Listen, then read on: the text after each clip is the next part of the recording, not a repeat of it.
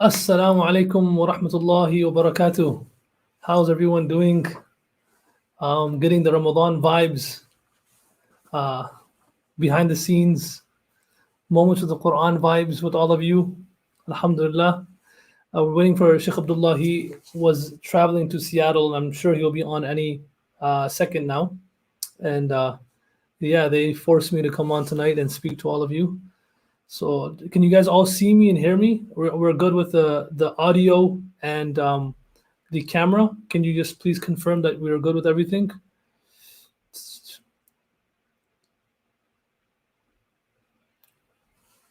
All right, perfect. How's everyone doing? Wherever you're tuning in from, I gotta say we have people tuning in from lots of different places, and looking good, mashallah. No, I'm tired. Just long day. I don't know how Shaykh Abdullah and Mufti Abdul Wahab do this every single week. Every time I come on, I appreciate them even more. So my appreciation grows for them. Colorado Springs. Next time I come there, make sure you see me, inshallah. I know I'm sure we met when I came to Colorado Springs last year, and that's interesting. I was in North Dakota, some place called Fargo, and the airport is as big as a bus stop. It's such a small airport in the middle of nowhere, and I couldn't believe it, mashallah. Like, there was these sisters that came up to me after the MSA program. It was a beautiful program, MSA program, that a Thursday night a few weeks ago, flew in from Detroit, and a lot of these people, they were watching us on Friday Night Live and behind the scenes and moments of the Quran. And honestly, hearing their comments saying that how much it helped them in their life and how much during COVID it helped them and the difficult times they were going through, and how the content that we put out through Miftaah and my brother Shaykh Abdullah and myself, our chemistry or whatever you call it, they enjoyed it so much and they changed their lives because of it. And subhanAllah, I was very humbled, but at the same time more encouraged to do more things, because I've been a little bit down myself, not trying, just staying in madrasa, work in my classes I teach and stuff, Miftaah. And after hearing these people, I said, you know what, I think it's about time we, maybe put some more content out there for people to benefit from. And like one of the brothers just said, want a series from you ASAP. Inshallah, one of these days we will have a series I'll do a series for all of you, inshallah. For myself, whatever series I do is, it's for myself. I benefit from it first, or any topic that I'm interested in. Inshallah, it will come out soon. When will I be visiting Canada? Very soon, inshallah. You have the vaccine mandate and this and that. Alhamdulillah, good. But I do plan on coming soon. I miss Canada. I miss the people in Canada and right across the border. We have people from UK. Inshallah, we'll be there soon as well. Inshallah, and when we're there, we'll get to see you. Guyana in South America, Caribbean boy. I have a lot of, friends and my childhood friends and acquaintances from Trinidad and Canada, Trinidad and Guyana, from Florida. So inshallah, one of these days we'll visit you guys as well. For the in the path of Deen, inshallah, siyahatu ummati fi sabilillah. Like, in the path of Deen, we go in the path of Allah, travel the world. So inshallah, one of these days we'll meet each other in real life in this world, and inshallah in akhirah. Seattle, Washington. Muhammad Morgan in Seattle, Washington now. My brother Shaykh Abdullah is there, and he should be with us soon. Nice to see you from Houston, Texas. Houston, I was in. Probably my brothers are coming there soon, I think. So in November, Shaykh Abdullah and Mufti Abdul Wahab, they try to bribe me to come too, but I'm not going to be coming with them. But they're coming for sure. Sister Tasneem, you're from LA? I thought you were from Michigan. Did you move? Hamza Haidari from Seattle, mashallah. California, soon, inshallah. Soon, inshallah. Question, Sister Zina had a question. It's not a Q&A session, but definitely, please ask us the question by email, and I'll respond to it. Here comes Shaykh Abdullah. Hopefully he is Michigan. Yes, Michigan, AJR. Can you tell us your name? Then we can. Muhammad Hassan from Atlanta. We have Sister Safiya Madani. What a beautiful last name, from Dallas, Texas. And then we have Bajan. You're here or not? Assalamu alaikum. Your camera is really messed up. What's going on with Bajan, Sab? walaikum salam. Yes. Your camera, I can't even see you. I can't even see you. Is it blurry? Yeah. Okay, let me come back in and get stronger surface. You have stronger iman and stronger service. Try to go and come back, inshallah. Mufti Abdul Rahman knows my name. All right, I'll ask him. Zabiya Halal Barbershop. Wow. Wow. This guy, mashallah. Like, have you seen a name like this before? Zabiha Halal Barbershop. What is Zabiha about that? Like you make sure you say Bismillah Allah Akbar before you cut the person's hair. What do you do? That's the Dhabiha. I'm hardcore Dhabiha halal for sure. I am, but barbershop, that's another level. MashaAllah, brother or sister, I would love to know what is so Dhabiha about this. Bismillah Allah Akbar with the scissors. All right, MashaAllah. Muhammad Muhsin from Chicago, MashaAllah. Yeah, I mean that's interesting. But whoever's Dhabiha halal barbershop, you gotta comment.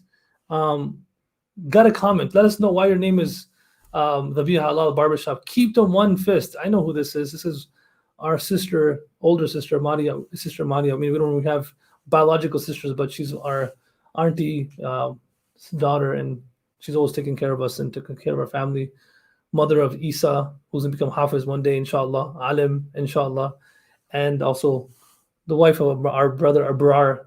So yes, keep them one fist. That's what you're saying, right? Yeah, and whatever that means. So inshallah, today's discussion with all of you, Brother Mohamed Youssef is on as well as the entertainer. With the discussion with all of you, inshallah, the plan is my brother Shaykh Abdullah went to Seattle, and I guess it's perfect timing because he's in Seattle for one of the, basically, that it coincides with the topic that we have today, and try to keep it light, but also try to make sure we benefit from the session. I was told to come on because it's been a year since my brother Shaykh Abdullah Waheed passed away, and I think I came on in January, and my brother Shaykh Abdullah made me go through different lessons and reflections of mine that I had. So, they said come on after a year and share something you have, what you've been thinking about after a year, going through October 5th, October 6th, October 7th. Every one of those days felt like a year long to me, like October 4th, 5th, 6th, 7th, and then today's the 8th in Michigan. Every one of those days felt like a year long. Like it was so tough to go through. Yesterday actually felt much better, and today, I'm with you all, with all of you. So, inshallah, we're gonna feel, hopefully speak about it and get it off of our chest, and hopefully heal together. Heal as an ummah together and move forward together. So, inshallah, like that's the plan over here. But as Shaykh Abdullah, the reason why Shaykh Abdullah went to Seattle is what I want to talk about today as well. Like people say, what are some of the most important lessons that you've learned from your whole journey as a family together? And I'll start right away as my brother comes on. The first thing I would say is, you have to always take everything back to Sirah and the Prophet ﷺ and the Quran. The first thing I would say is, one student, I'll give you an example of this. One student in Miftaah asked me after a class that, man, don't you get annoyed? There's one student who asked a lot of questions, and one student asked me in class, after class, he asked me, I love coming to class and everything, but there's one student, or some students ask a lot of questions, and some of them are annoying, and I get impatient with bad questions, and at that point, so he was just trying to get my answer, how do we deal with it? He really is impatient with these questions and all that. And I looked at him, I said, it's a good question. I appreciate you coming to me after class and asking me, what do we do with someone who asks annoying questions in class? And what do you do with it? How do you handle it? And how not to misbehave at that moment? So I told him, I said, man, you are in one class. Imagine how many different classes I have to teach and how much I have to go through. So right away when I said that, he said, oh yeah, that's true. That's a good point, Sheikh. And then I told him, then imagine the Prophet ﷺ as a teacher and how much he had to go through, how many annoying questions he had to go through from random people, asking some random questions. And I went through a few of them. And I said, as a teacher, I actually appreciate the Prophet ﷺ even more as a teacher, because sitting in a teacher's position, and the Prophet ﷺ also was a teacher, so you appreciate the Prophet ﷺ much, much more as a teacher. When you're a teacher, when you can hear about the stories and you have to feel the pain as a teacher, you have to go through it. Of course, we can never go through the same thing as a teacher as the Prophet ﷺ went through, but you appreciate him more. Similarly, after my brother Shaykh Abdullah Waheed passed away, one element about the Prophet's life that I appreciate so much more now than before, so much more now than before, is, look, if someone is wealthy, has money, has things saved up, and then someone asks for money in a madrasa or a masjid, or someone in need asks for money, and then that person, Allah gives that person that tawfiq to give the money. So he gives 1,000, 5,000, whatever he gives. Definitely the society, would consider this person a generous person. And it is it's an act of generosity. It is, no doubt. But then there's another element of that, is that this person is giving money in the midst of prosperity. Then you have, on the other element, you have a person who's actually going through challenging times. He or she himself or herself cannot make ends meet, going through difficult times, uncertain times, maybe saving up for a down payment to buy a house. And in that moment, when they have an opportunity to give, in the moment of adversity, here's one person giving in the moment of prosperity, and here's another person giving in the moments of adversity. Allah looks at this person differently, because this person gave during adverse moments, in adversity. Didn't have much, but gave it all. Whatever they had, they gave it. Like in the case of Abu Bakr anhu, gave everything he had. Even though they needed, they gave. This is an element of ithar, like just giving it. So this person who doesn't have and still gives, right? Or has less, and in that moment still helps. This person, actually, Allah looks at that person with an eye in the sight of a more generous person than the person who gives in prosperity. Not to take anything away from the person in prosperity, but this is much more difficult.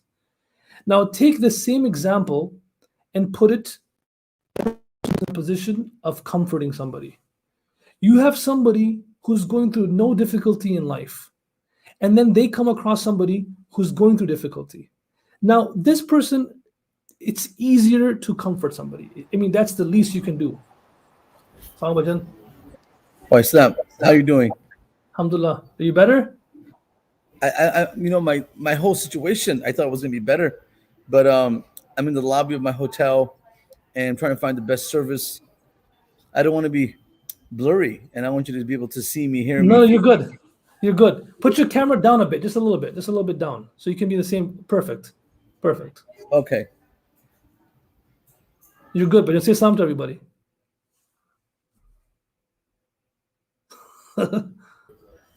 Okay. Why'd you go away for, man? If random people come join the party, it's just because I'm in the hotel. I'm in the library of this hotel here. No, you're good. You're absolutely good, man. You're better than me. Remember in Ramadan doing it in a car, so you're good.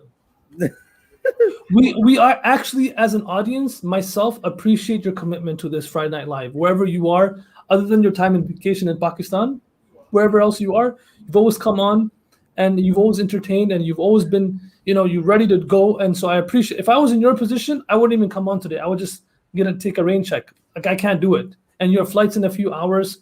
So let's welcome all of you guys. Let's welcome Shaykh Abdullah and say thank you for coming on today, even though you're coming on in a difficult situation. All right. Thank you for making me feel better. And I want to welcome everyone else. I want to welcome Mufti Abdul Rahman, who is a guest today, not the host, and playing the role of a host. And I was watching you, and your performance out of 10, I give you a 7.5.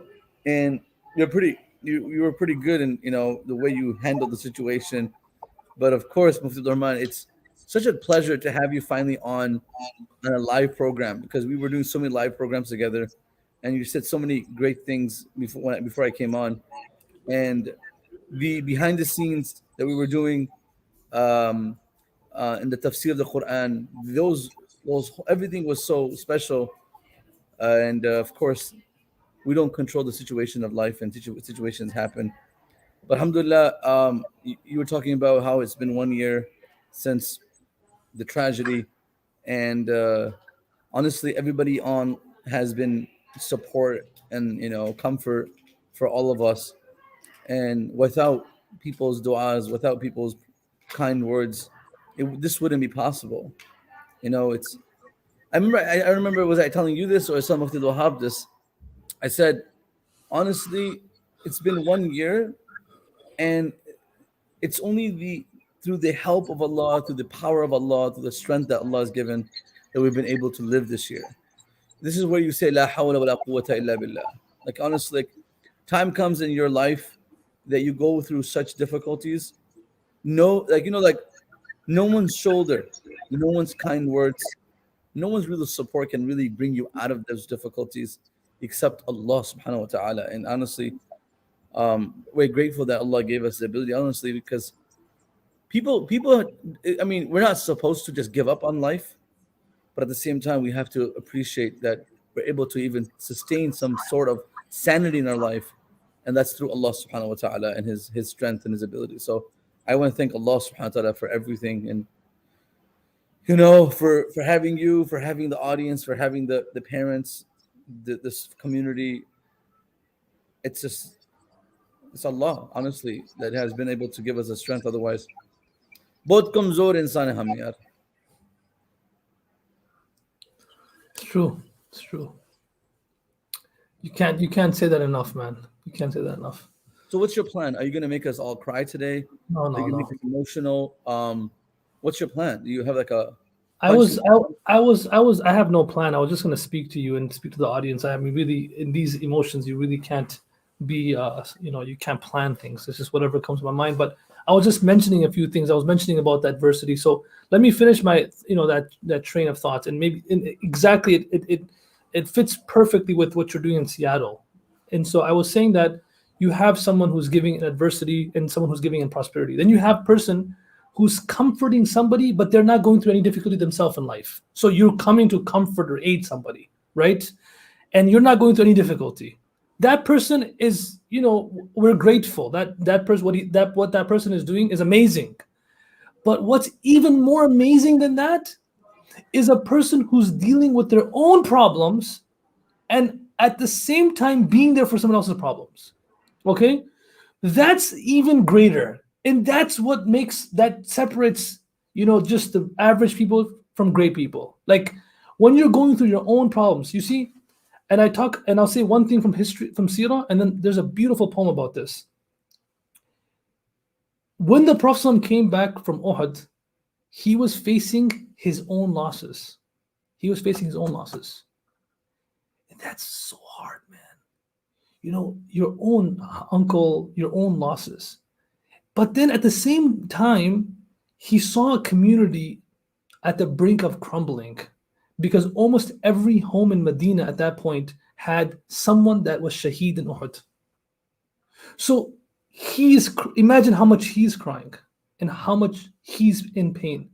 But in that state of pain, he still had to be firm and comfort others. He still had to hug others and wipe other people's tears off while hiding his own tears.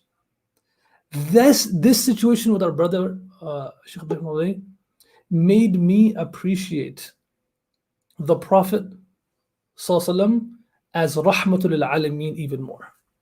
Really, it made me separate. It made me appreciate the Prophet coming back from Uhud and comforting people every single day, every month, every year of his life, even though he was going through his own problems, even though he's going through his own poverty, his own losses. Sallallahu. What a beautiful person he was. His tears, he was always like the shoulders that people would lean on. Even though his problems or his difficulties he was going through were much more than the person, because that person is suffering one issue. The Prophet is thinking about the whole ummah. He's thinking about all these different people. And so for us, when we went through the situation with our brother, as leaders of the community, and as people who follow the Prophet ﷺ, we had to get up ourselves and still try to help others in their discomfort. That is the first thing that I take from this. Like it helped us, definitely helped us, but it wasn't easy, you know, and we had to keep doing it. And we, even though we're going through our situation, but that is real. Like that is when you help somebody, even though you're going through discomfort, so you become a better person. You know, your presence becomes even more healing. You know, one Urdu poet. Go ahead. Can we share the poem after, because Brother Mohamed Youssef is here? Is he here? He's here, and I think he was on the camera, I and think he's having speaker issues, or I mean camera issues. he's there. He's right there. السلام عليكم. وعليكم السلام. أهلا وسهلا أخونا محمد يوسف. أهلا بكم. كيف الحال? How are you doing? بخير الحمد لله. I'm fine. الحمد لله. MashaAllah, your studio looks much more advanced than last time. You look much more younger. What's going on? Inshallah, we are making every time progress. Inshallah. MashaAllah, what does that say behind you? That in the Arabic there, behind your over your shoulder. Yeah. لست أمام عيني ولكنك كل ما أرى. Oh, can you translate that for the people? That's beautiful. You are not. I cannot see you, but you are what all I see. Wow, that's beautiful. That's beautiful. It's right. It's right. That's good. That's good. Your English got better too, and your studio's better. You look better. MashaAllah. How's your family? Are you in Egypt? Yeah. Alhamdulillah. In Cairo? Yeah, I'm in Cairo. MashaAllah. We want to welcome you from all the way from Qahira, Al-Misr, Al-Mubarak. MashaAllah. The beautiful city and the beautiful country, from the beautiful people, from the beautiful land, the land of Prophet Moses and all the great prophets that came there. Inshallah, we were so happy to have you alive. So please, brothers and sisters, welcome our munshid, inshallah, Mufti Abdul Rahman. If we don't mind, we're going to go back to your poem. You have so many good things to tell us tonight, but we're going to get the hearts softened, the minds awakened, and the emotions, tantalized. Perfect. Let's do it. Bismillah. Inshallah. Let's start. Bismillah.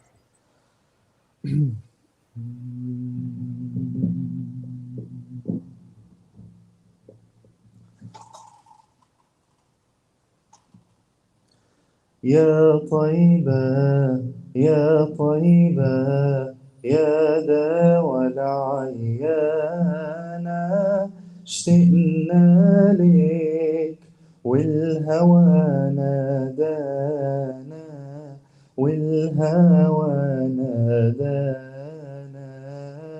يا طيبة يا طيبة يا داوى العيانة اشتقنا لك والهوى نادانا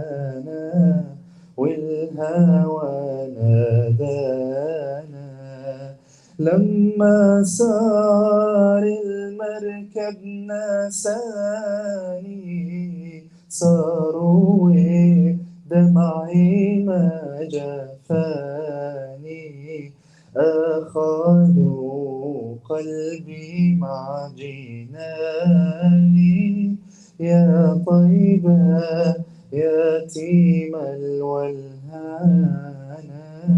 يتيم الولهانة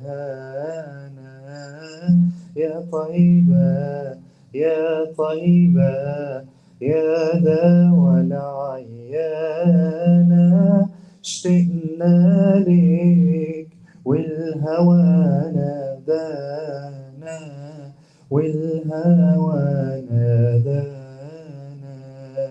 قبلتي بيت الله صابر علي يوما لك زائر يا ترى هل تراني ناظر للكعبة وتغمرني بأمانة تغمرني بأمانة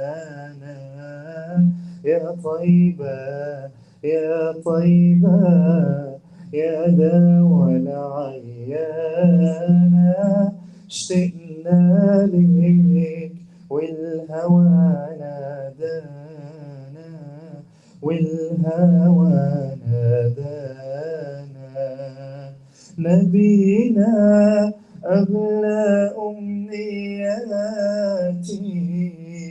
أزورك لو مرت حياتي وبجوارك صلي صلاتي واذكر ربي واتلو القرآن واتلو القرآن يا طيبة يا طيبة يا دوا العيانة اشتقنا لك والهوى نادانا والهوى نادانا بشراك المدينة بشراك بقدوم الهادي يا بشراك فهل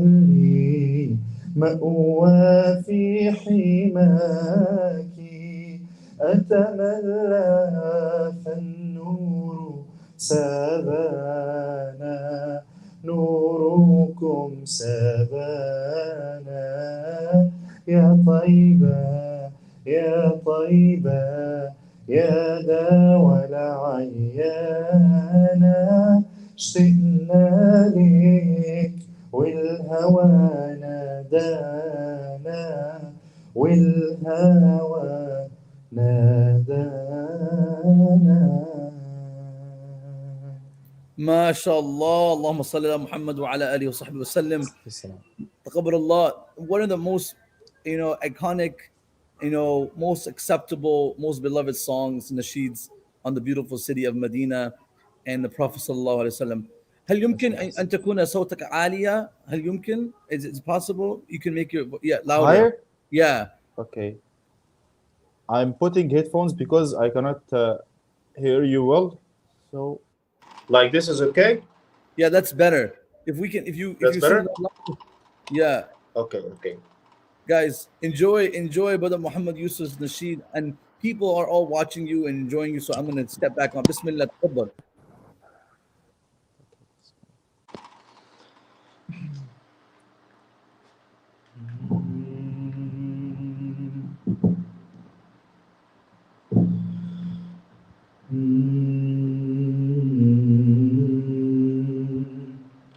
دنيا تلهيني تغريني تبعدني تنسيني ذكر الله لا لا لا لا لا لا لا نفس بالسوء أمارة طماع غدارة تشعل نيران الهوى لا لا لا لا لا لا لا ربي أدعوك أن تهديني يا ربي أدعوك أن تنجيني يا ربي أدعوك يا الله اهدنا الصراط المستقيم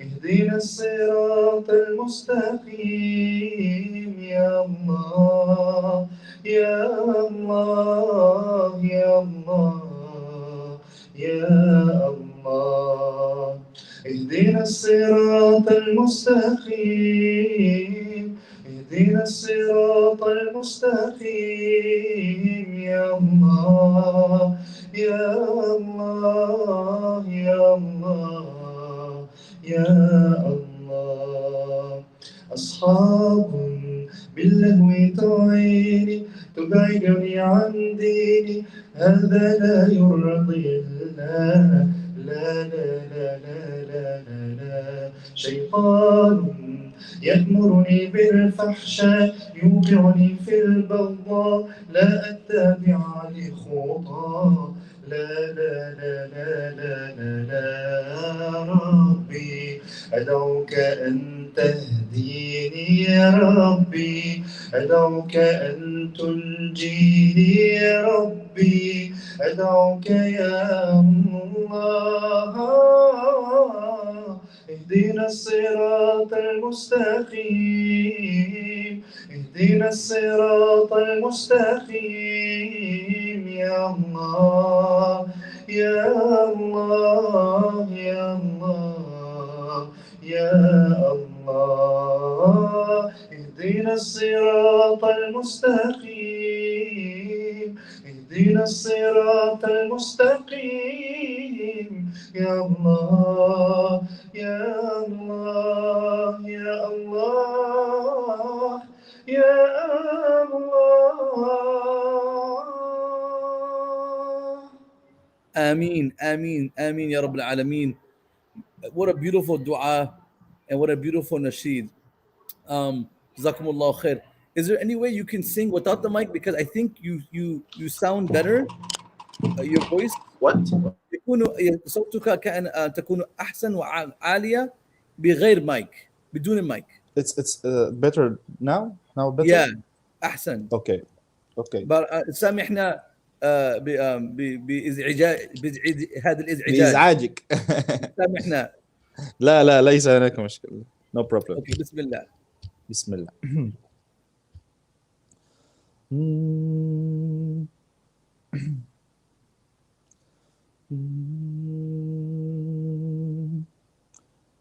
هدي القرآن ينادينا يغسل أرواحنا يهدينا فنطوف بفلكه نتعلم هدي القرآن هدي القرآن ينادينا يغسل أرواحنا يهدينا فنطوف بفلكه نتعلم هدي القرآن آيات القرآن تنادي بحروف أبلغها الهادي خير البشرية علمها هدي القرآن قرآني يا سر حياتي صدق في الماضي وفي الآتي منهجنا وشريعة حق هدي القرآن هدي القرآن ينادينا يغسل أرواحنا يهدينا فنطوف بفلكه نتعلم هدي القرآن أمسكت المصحف أتعلم فوجدت الإعجاز تكلم فبكيت بدمعي أنهارا هدي القرآن فأنا المشتاق لجماله لبلاغة حرفه وكماله أتلوه وكلي إيمان أتمنى بحفظ إكماله مكتوب مكتوب مكتوب مكتوب في لوح محفوظ مكتوب في لوح محفوظ من نال حظا منه يفوز لا يبغي شيئا أو سيعوز إلا القرآن فلتكتب عني يا ربي أن القرآن هو دربي لن أترك هديه ما حييت هدي القرآن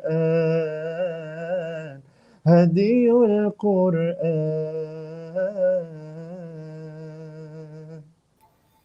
لا إله إلا الله محمد رسول الله. اللهم اجعلنا من أهل القرآن. اللهم آمين. اللهم ما شاء الله. Beautiful poem on the Quran.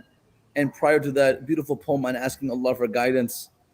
Without Allahumma. Quran, we can't get guidance. This is one of the ropes to Allah. Habdullah al-Mateen. This is the rope that we hold on to get to Jannah, inshallah. People are asking for Ya Jamalu, Ya Jamalu, and some people are asking about Ummi. So I don't know how much time you have, but we want to hear everything you have, inshallah. Bismillah. Okay, okay. Bismillah.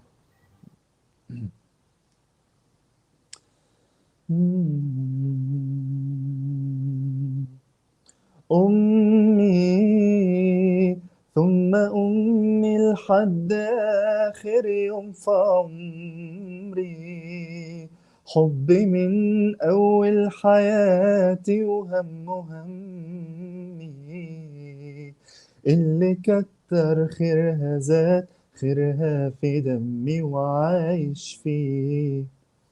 أمي ثم أمي لحد آخر يوم في عمري، حب من أول حياتي وهم همي، اللي كتر خيرها داب خيرها في دمي وعايش فيه. بعد الحب ده إيه اللي تعمل كل ده تستاهلي؟ بعد الحب ده إيه اللي تدي حنان كده من غير حساب، نبوس التراب اللي ماشي عليه؟ بعد الحب ده إيه اللي تعمل كل ده تستاهلي؟ بعد الحب ده إيه اللي تدي حنان كده من غير حساب، نبوس التراب اللي ماشي عليه؟ أمي ثم أمي لحد آخر يوم في عمري، حب من أول حياتي وهم همي، اللي كتر خيرها داب خيرها في دمي وعايش فيه. لسوف أعود يا أمي أقبل رأسك الزاكي، أبوثك كل أشواقي وأرشف عطر يمناك، أمرغ في ثرى قدميك خدي حين ألقاك، أروي الترب من دمعي سرورا في محياك. فكم أسهرت من ليل لأرقض ملء أجفاني، وكم أغمأت من جوف لترويني بتحياني، ويوم مرضت لا أنسى دموعا منك كالمطر، وعينا منك ساهرة تخاف علي من خطر، ويوم وداعنا فجرا وما أقساه من فجر، يحار القول في وصف الذي لاقيت من هجري، وقلت مقالة لا زلت مدكرا بها دهري، محال أن ترى صدرا أحن عليك من صدري، محال أن ترى صدرا أحن عليك من صدري. لسوف أعود يا أمي أقبل رأسك الزاكي، أبوثك كل أشواقي وأرشف عطر يمناك، أمرغ في ثرى قدميك خدي حين ألقاك، أروي الترب من دمعي سرورا في محياك. ما شاء الله ما شاء الله. هذا النشيد لما سمعته من أحمد بخاطب رائع جدا. This is one of the most It's very emotional. very emotional poems on the mother, and talking about the respect, the love for the mother, and their service to a mother. And unfortunately, in today's society, we have not valued our parents enough. ما أدينا حق Right. أبوينا. We ما أدينا, ما اعترفنا وما أدينا.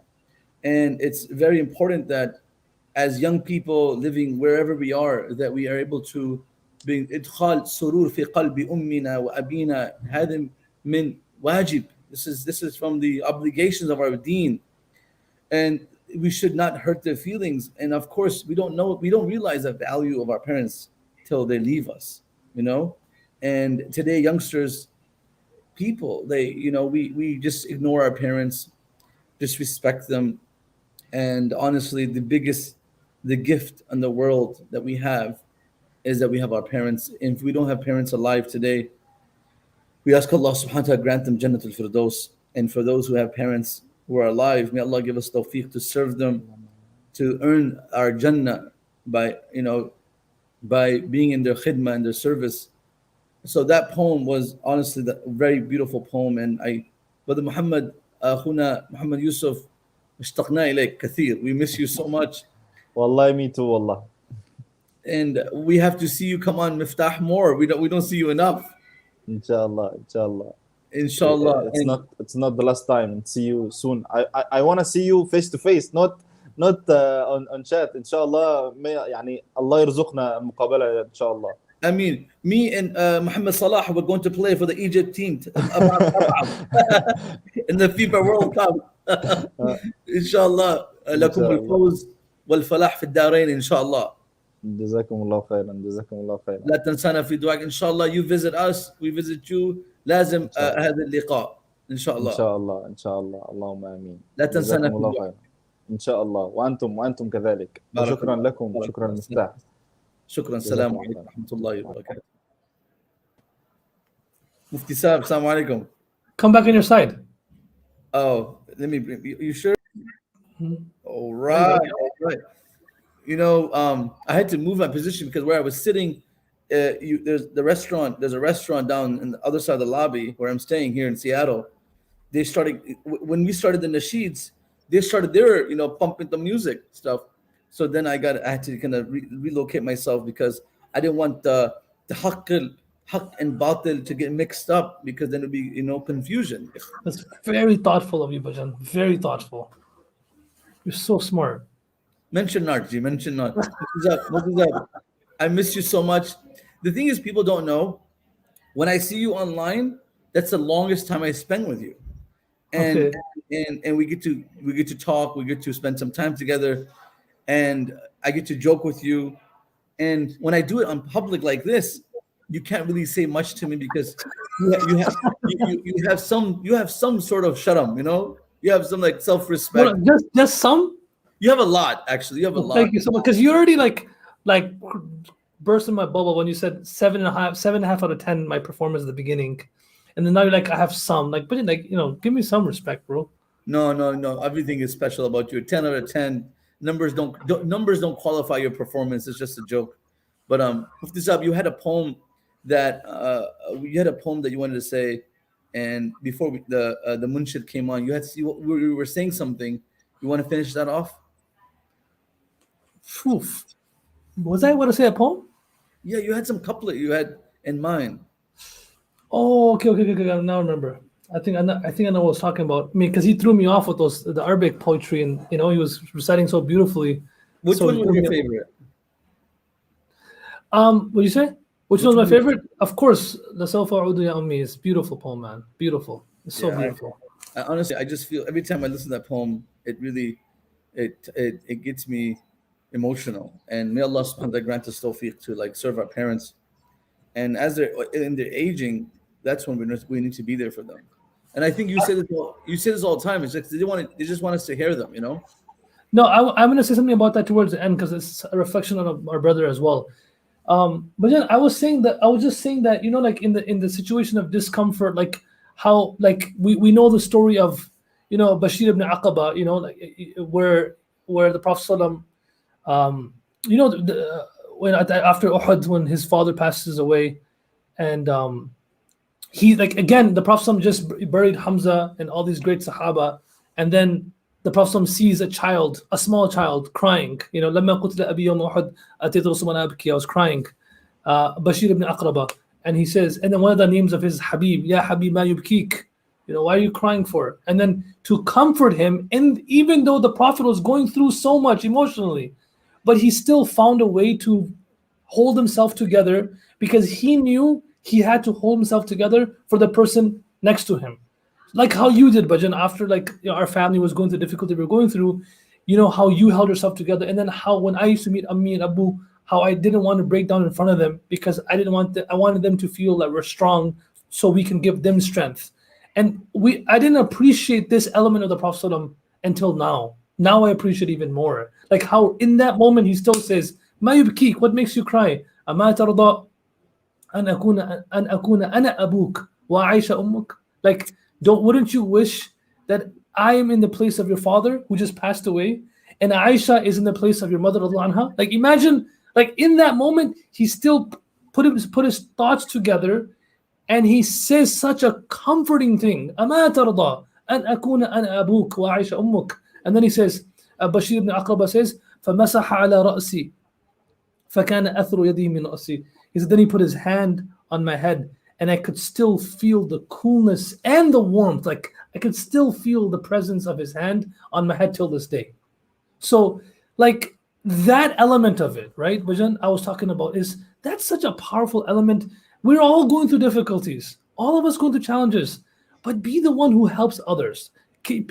Yes, it's not like just because you're going through some challenge doesn't justify you being mean to somebody else, you being rude to somebody else, you not helping somebody else. Just because I had a bad day at home or at work doesn't mean I can come home and be that mean self of mine just because of that. No, imagine you had to bury your loved one. You still got to be comforting to somebody else. You still got to, we met, Bajan, the hardest thing for me to do is meet the relative, the person who got into an accident with our brother. As many of you know, she was Muslim, and her cousin and her children, they study in our school.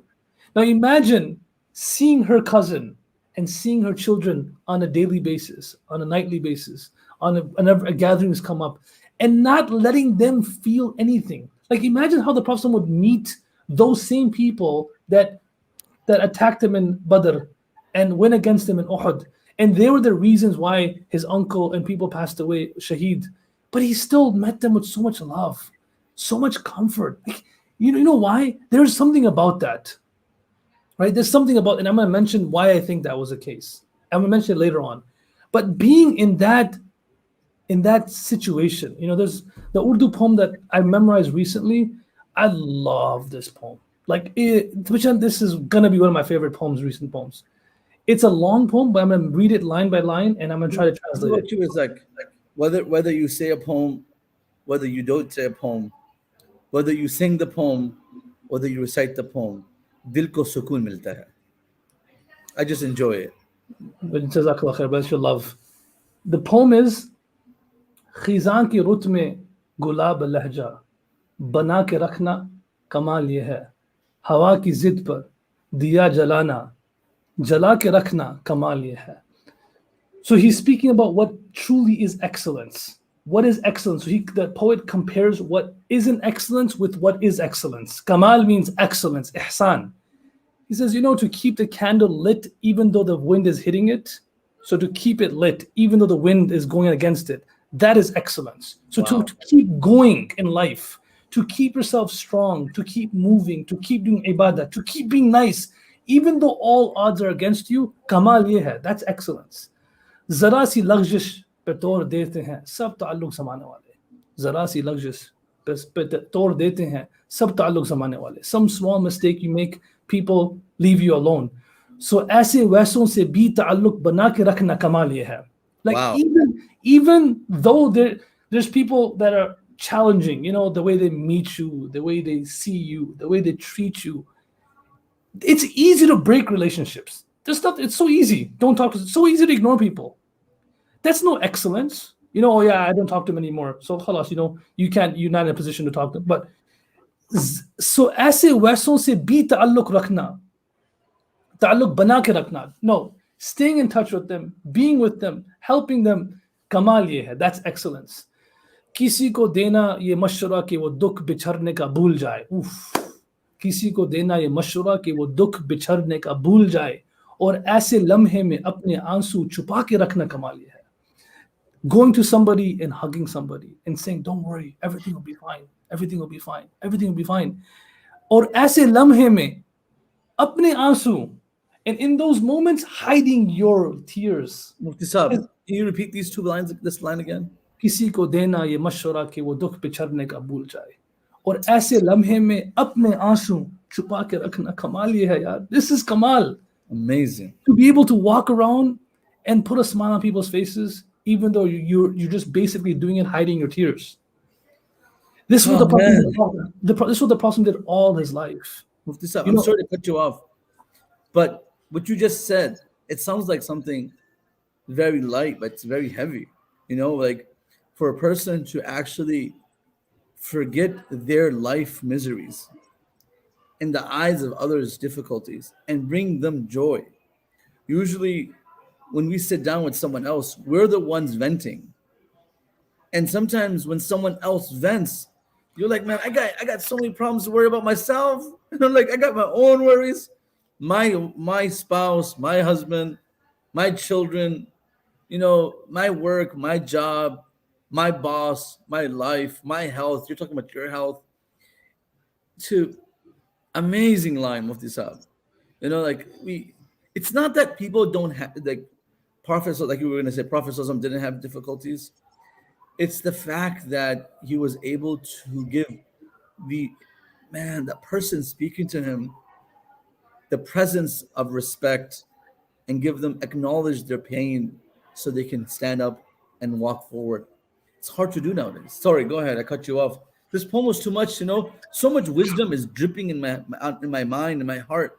I want it to flow, but this is what you do. You do it live. This is why this poem also fits you, because you know, mashallah, you have this amazing ability to, you know, make things feel better. You know, like you just, mashallah, may Allah continue like that and keep making you a means of comfort for everybody. Just as a disclaimer, that I don't pay my brother to praise me. He does this out of love. I do the same thing. You never know, man. You're the honorarium guy. But listen, man, you have no idea how excited I am. मेरे मुंह से ऐसी मुस्कुराहट निकल रही है, क्या कहूँ ए Iqbal. I'm so happy. Okay, so he says, किसी को देना ये मशवरा कि वो दुख बिछड़ने का भूल जाए और ऐसे लम्हे में अपने आंसू छुपा के रखना कमाल ये है. And then he says, so this is about love. He says, ख्याल अपना, मिजाज अपना, पसंद अपनी, कमाल क्या है, जो यार चाहे वो हाल अपना बना के रखना कमाल ये है. He says, doing what you want, like the whole world is basically making the other person just be okay with whatever they want to do. So there's no such thing as compromising, coming to terms with something. Look, you stretch yourself a little bit, I'll stretch myself a little bit. No, it's my khiyal, whatever I want. Mizaj is my nature, it's my desire. Yeah. What's the excellence in that then? The excellence is actually whatever my beloved wants, I end up becoming like what my beloved wants of me. So here's the Prophet ﷺ. We say we love him, but at the same time, we still try to justify our own things. You know, I was reading in Mirqat, Imam Ghazali's, it was in Mishkat, but in the Hashya of Mishkat, under the hadith of the Prophet ﷺ, of the hadith where the Prophet ﷺ says that a person who lies, لِيُضْحِكَ النَّاسِ, he lies so that he can make people laugh. And he talks about the punishment of that person who's lying to make people laugh. So in that Hashya, Imam Ghazali talks about that means a person who speaks the truth and wants to cheer people up, that's completely fine. La ba'sa bihi. It's fine to do that. But, and then he talks about how Umar Khattab used to cheer up the Prophet ﷺ in situations. And then he says, but if somebody takes one hadith of the Prophet ﷺ doing one thing, and then makes that thing like they do it all the time, like they make that their profession, they make that, and they keep justifying it by taking one act of the Prophet ﷺ. He did that one time, he did it once, maybe he did it just because it was to show the world it was permissible. but just because it makes you feel better. So it's your own thought, it's your own thinking, it's your own justification. What's the excellence then? The excellence is, even though it doesn't feel it, even though it's against your wish, it's against your desire, it's difficult for you, but you give up your own nature, your own desires, your own thoughts, because the one you love wants you to do that. And that's the Prophet. The one you love, Allah wants you to do that. Yes, you wanna stay, bottled up in your room, in your basement, not do anything, not get up. But inna hadha al-Quran yahdi lillati hiya aqwam. But Allah wants you to stand. All the Sahaba could have easily, conveniently just sat in their homes after the Prophet passed away and professed how much love they had for him and not left. And no one would have said anything about that. No one would have pointed fingers at them. They would have all understood, like how everyone understood when I stayed at home for a month and a half, and no one really said anything and said, why'd you stay home? No one did that because they understood what we're going through. But then you have Abu Bakr who's standing up and saying, and he's giving his like this poetic and like this amazing speech that he gave. After saying that, and Umar Khattab saying, if it wasn't for Abu Bakr anhu, then the deen would not have spread. That day would have crumbled, because that at that point, even though in your own right mind you want to just stay home, sit next to the Prophet's grave, just sit there all day like how we had to do. We sat there at the cemetery all day, go there every single day. Even though you want to do that, that's what you want to do. But what does Allah want you to do? Take that upon yourself and do that. That's what this poem says. जो यार चाहे वो हाल बनाना वो हाल अपना बना के रखना कमाल ये है. Now you can take it in different ways. किसी की राह से खुदा की खातिर उठा के कांटे हटा के पत्थर. किसी की राह से खुदा की खातिर उठा के कांटे हटा के पत्थर, फिर उसके आगे निगाह अपनी झुका के रखना कमाल ये है. Oof. He says helping somebody out, meaning picking up some particle from his path or her path, or helping them out, and for the sake of Allah subhanahu wa ta'ala, doing something for somebody else. But at the same time, while you're doing something for somebody else, uske aage nigah apni jhuka ke rakhna, still being humble and not being like this, like still being the one that is thankful to the one you're helping because he or she gave you the opportunity to help them. You know how we give the example. Wow. Al-yad al-ulya khayrun min al-yad al-sufla. The upper hand is better than the lower hand. So the giving hand is better than the taking hand. It was a sunnah of the Prophet ﷺ that he would give with the lower hand like this. He would not give like this. He would give like this. Why? Because he, from this gesture, wanted to tell the ummah that actually the person that you're giving is better than you, because Allah gave you an opportunity to give. You should thank that person. Don't make that person feel inferior. Make that person feel good. And thank that person for actually giving you an opportunity to do something for the sake of Allah subhanahu wa ta'ala. So, phir uske aage nigah apni jhuka ke rakhna kamal hai. Isn't that crazy? Amazing. Right? I mean, like now you're doing something and you're still humble about it. You're thanking the person that they give you the opportunity. And then he says something so powerful. He says, this one is so powerful. He says, this is what you told me. वो जिसको देखे तो दुख का लश्कर भी लड़खड़ाए शिकस्त खाए लबों पे अपने वो मुस्कुराहट सजा के रखना कमाल ये है. He says the one who has so much power, he has so much awe that he's talking about the Prophet ﷺ, like his awe and his presence was felt masirata shahrin, like someone who's coming to him from a month away, journey away, could start to feel his presence and awe. And so he says wo jisko dekhe to lashkar bhi ladkharaye shikast khaye, like people, like at that point, they were, even a whole army could just be defeated by that one glance, literally. That's how powerful and strong this person is. Man. But labon pe apne wo muskurahat saja ke rakhna. But in spite of having that much power and strength and superiority, that Allah gave influence, always smiling. Saja ke rakhna, beautifying that person yourself with a smile. Come on, that's excellent. Say that line again. That was so good. वो जिसको देखे तो दुख का लश्कर भी लड़खड़ाए शिकस्त खाए लबों पे अपने वो मुस्कुराहट सजा के रखना कमाल ये है, man. Come on, bro. That's what real excellence is. And that's what, after my brother Shaykh Abdullah Waheed passed away, we start to understand what true excellence is, man. Like, it's doing it when things are convenient, teaching, ibadah, talking about sabr, talking about patience, comforting others when everything is convenient. That's great. But we don't want any difficulty upon ourselves or upon anybody else. But doing it, I'm talking about the element in Rabiul Awwal right now about appreciating the Prophet even more, not us, not you and me, then. Just appreciating the Prophet even more. He went through his entire life, but he was always comforting for people, always smiling. He cried alone at night, but smiled throughout the whole day. Imagine how difficult it was, man, but he still did it. Mufti Sab, I'm sorry, man. I know you're getting all emotional, so I want to cut you off for a second. But honestly, what you just recited, this poem that you recited, the reflection of this poem that you recited, I wish we could just cut it off as a Miftaah video and just share it with everyone, because I'm still struggling with this, and I come out in the front of the audience, in front of you, like, yeah, things are better. No, I can handle it. But reality, it's when I went to Pakistan over the summer, and I was meeting the family and friends and relatives who wanted to give me condolence for the first time after Abdul Rahman Waheed passed away.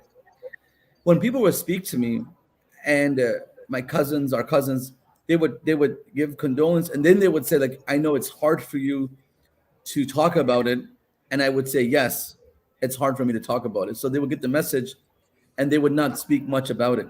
So I came back home and I told my mother, our Ummi, that I said, these are the people I met. These are the conversations I had. People gave me condolence and stuff like that, and they're sending their du'as and love to you also. She's the one that is carrying the pain of everyone. So, and I told her that some people, when they would say something like, they want to speak to you and I would say straightforward, I'm not ready to have the conversation. Straightforward, like I would say, honestly, don't ask me how the car accident happened, or go into details. And let me say something very interesting. She said sometimes the people who are speaking to you about your grief, they also want to get condolence, like they're going through pain.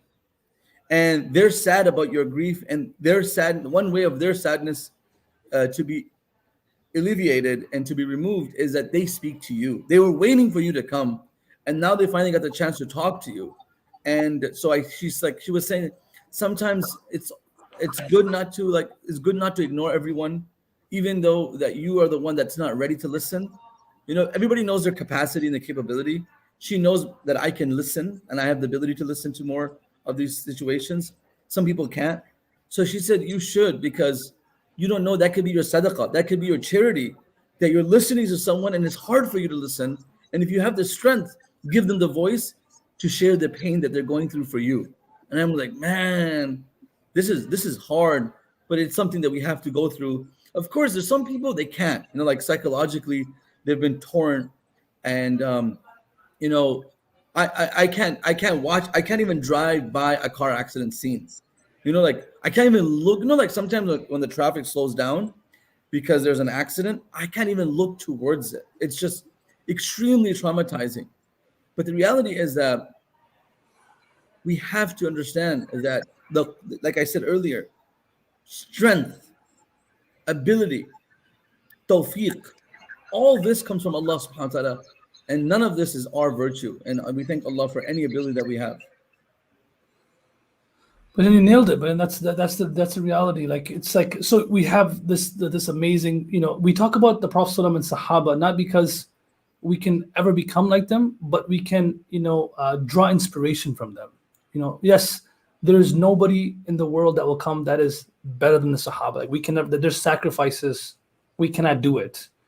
But at the same time, I would probably say safely that none of us can be worse than the munafiqeen and mushrikeen in Makkah either. So we're in the middle somewhere. Like they heard the Prophet.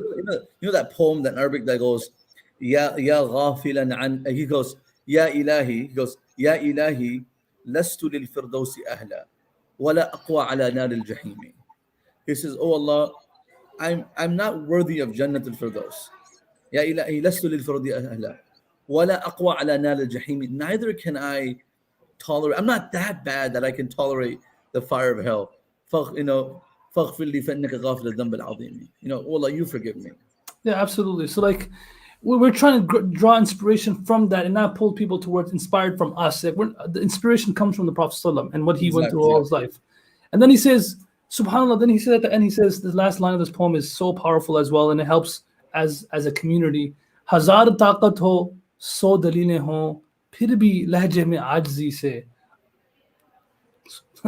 हजार ताकत हो, 100 दलीलें हों, फिर भी लहजे में आजिज़ी से अदब की लज्जत, दुआ की खुशबू बसा के रखना कमाल ये है. He says, you have all the strength, you have thousands of proofs, like in a debate or argument, you're talking, you're trying to get on somebody, you have all the strength, you have all the evidence, but in spite of that, you have politeness in the tone that you're speaking in. Like the tone, like today, like the tone of the ummah is so messed up. Like most of our differences is not because we have a disagreement on something. Most of our problems is because the tone in which we speak to each other. So you have all this evidence and you have all this stuff, and like that wailul likulli humazat al-lumazah, humaz, like maybe it's not even like demeaning, being demeaning and looking down upon someone, but through your words, but it's just like the way you do like all that different stuff you're doing, and like the other person feels inferior. Pride is not just convincing yourself you're better than somebody. Pride is also putting someone down, because and naturally when you put someone down, you're putting yourself up, right? So like Alisa said in front of your face, what does that mean? No, hazar taqatu, you have all the power, you have all the proofs, you have all the evidence, but you're still gentle, you're still polite in the way you speak. Adab ki lazzat. You instead of feeling the sweetness and the flavor of putting someone down, you actually feeling the sweetness of holding back your anger, holding back words. That also how sweet is that? That's also sweet. Yeah, it is like sweet. when's the last time, like a lot of times when someone speaks back to somebody, like, oh, I'm so glad I spoke up for myself and I defended myself. It's that's also necessary, but sometimes it's sweet just to ignore it's really it's difficult, but it's sweet. That's the whole point, right? Like there's a sweetness to it. Like when you could do something. You're so good at it, because not now. I can't say much to you because you're Mufti Azam Kabir, but before, when I used to criticize you, you would stay quiet, especially when Abdul Rahim Rahmatullah was around. When I would say something, you would just listen, and I would feel bitter about it after. I feel horrible. I'm like, man, I think I overspoke. I trespassed my boundaries as an older brother. And on the other hand, you were just smiling, and sometimes you'd be nicer than anyone in the room, and you swallowed it with a sweet smile. And I later on felt guilty about it, and that's in the nature of akhlaq. If we can just humble ourselves and listen to people, it's a powerful feeling. Basically, like he says that he's as adab ki lazzat dua ki khushbu. The fact that it's one element, you're like being respectful and forgiving, but then even harder than that, but more rewarding than that, is going back in your room and making dua for the person who insulted you. Like that's another level. Like there's another level. Like how the Prophet, like appreciate the Prophet. Allah mahdi qawmi fa innahum la ya'lamun. Like in Uhud, they're throwing rocks at him, and he's facing defeat. And Sahaba said, Ya Rasulullah, just make dua against these people. Make dua against these people. Uswak dua ki khushbu. Like at that point, he just, the smell, the beautiful fragrance of dua emitted from his beautiful mouth and the words that he said. Oh Allah, guide these people. They just don't know any better. They just don't know. Imagine like you start doing that. They just don't know any better. And so, but then I mentioned this entire poem there's so many things we can take from it, but I mentioned it specifically for the idea of like how the Prophet was so comforting even though he was going through difficulty, right? Now the second element of that is, after our brother, it's been 1 year. And in 1 year, you can think about a lot of different scenarios in which, you have the grief when someone passes away, you have grief, you have pain, but then there's also people that have a lot of regrets. And the regret part is usually more painful than the grief of the loss. It's so painful when you talk to people who have regrets. Man, this would happen, I did this, and we just had a fight, and this happened. But then I would safely say that because of the kamal of our brother, he was such a humble, always listening, He was the one that was the water for the fire. He was so nice. And then, of course, the kamal of our parents that worked so hard on us. And then, of course, the excellence of deen, not dunya, not education, deen, that taught us so much better.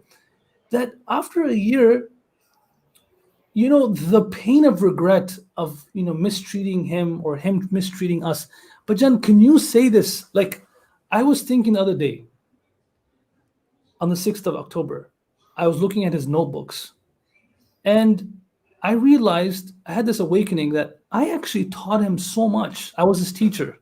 So I taught him Arabic, grammar, like all the students in Miftaah Madrasa. I taught him for so many years, 4 or 5 years. Like, we not just a brother, I was his teacher. And then I was his older brother, right? And then I was his mentor.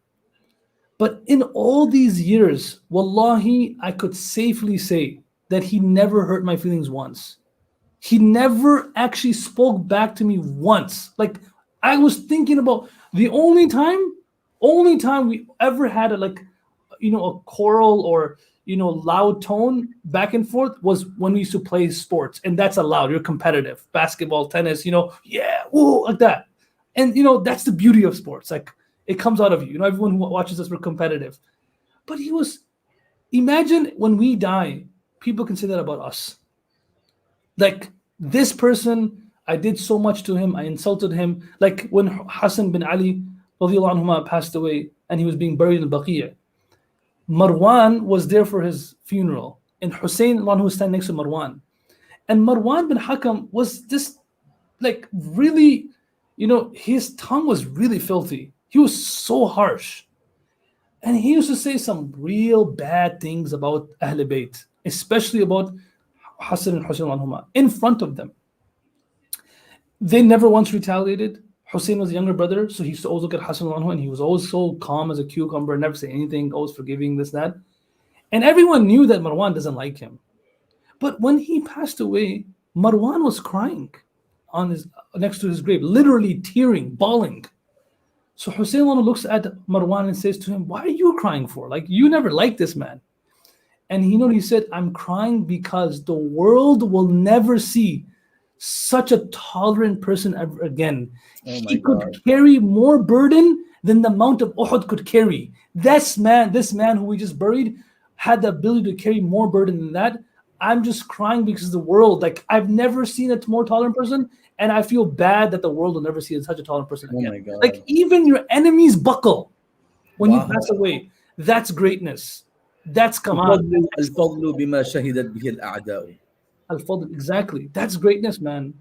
Like, no one should be able to criticize or come at you when it comes to your character. So when I look at my brother, I was thinking about that, and thinking about that, then I also thought about, and we'll conclude with this, Bajan, how many parents are there in the world right now that could safely say that every single time I call this person to do something, he said, "Labbaik." My son was always there for me. My son's entire life was there, dedicated for me. My son was like this. I look at Ammi and Abuji, and I would say this: you and me will not have the same honor, because our brother, he wasn't married. He had no other commitments. He was literally like the son and daughter. We have no sisters. The son and daughter for our mother and father, and we got to know how much he did for Ammi after he left this world, because all of us collectively can't do that much. All of us collectively, we cannot. We still need help. Like, we're still getting our students to do things. Someone picking up the medicine, someone doing this, someone doing that. He did it himself, right? And so after a year, man, like, I'm thinking that the only reward he could have received for his excellence was Jannah.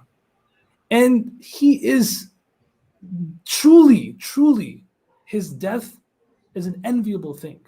It truly is.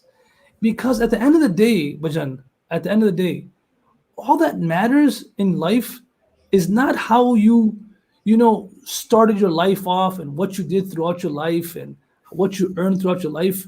All that matters is what you did in that final moment. Like, everyone will go through that. Not everyone goes to the moment of seeing the Kaaba, because not everyone goes to the Kaaba.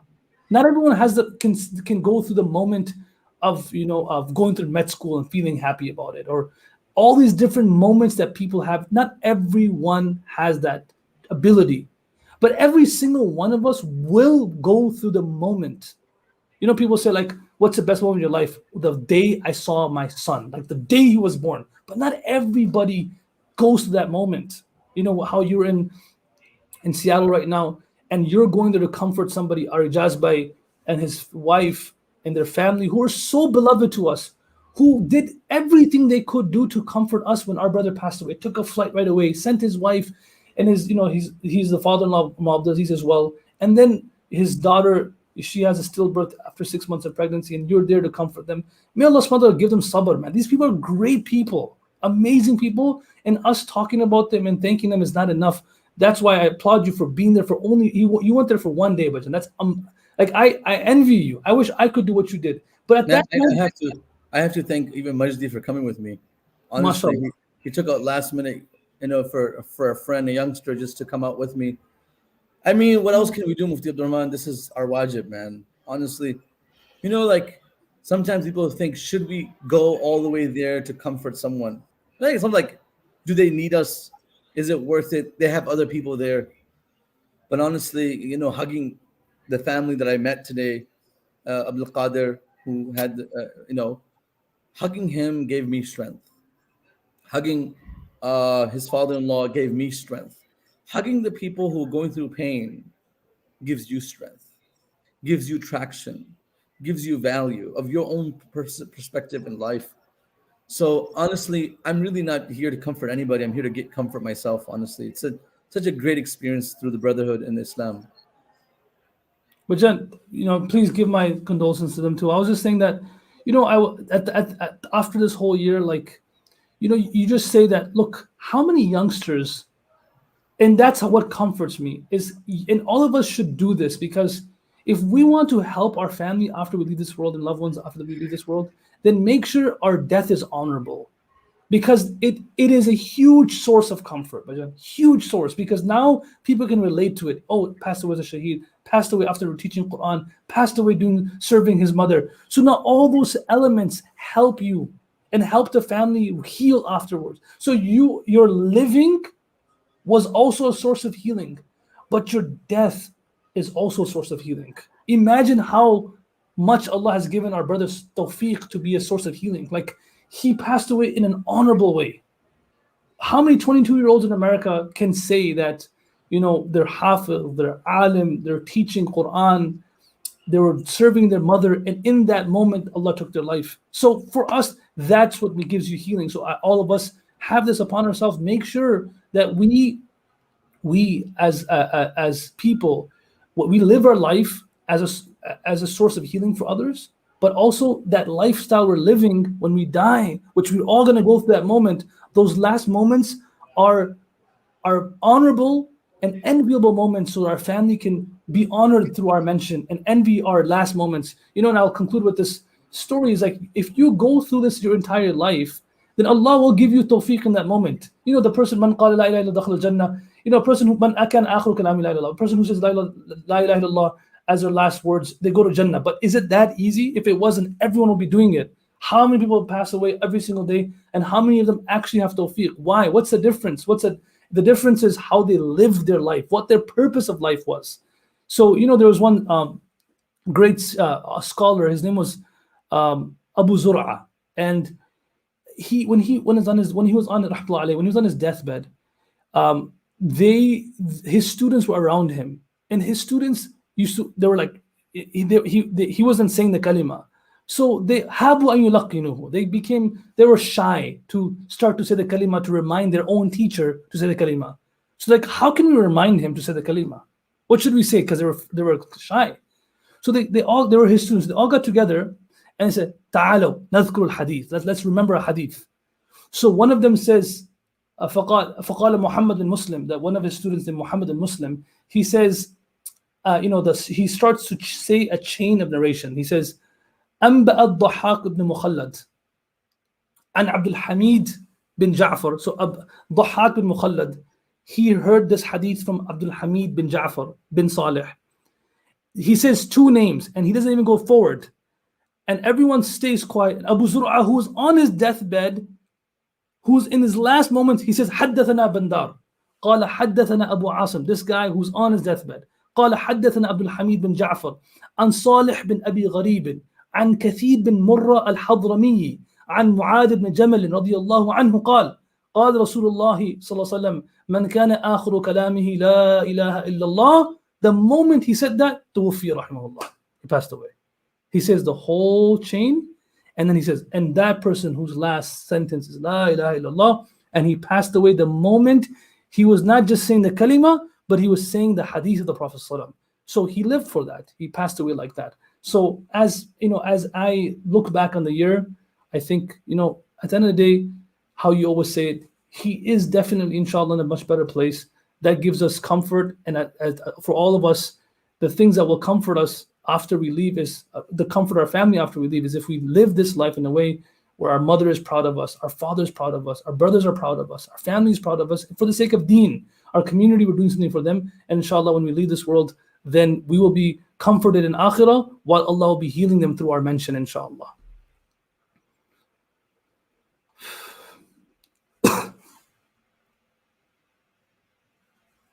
Inshallah. So, inshallah, I conclude with that. Allah give us tawfiq to be special. The world needs special people.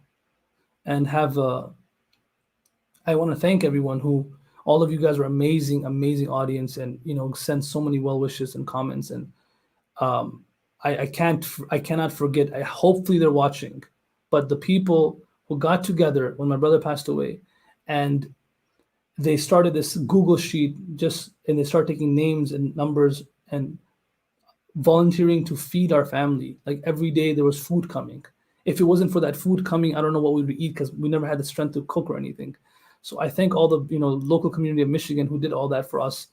And at the end of the day, we're all going to be going one day. So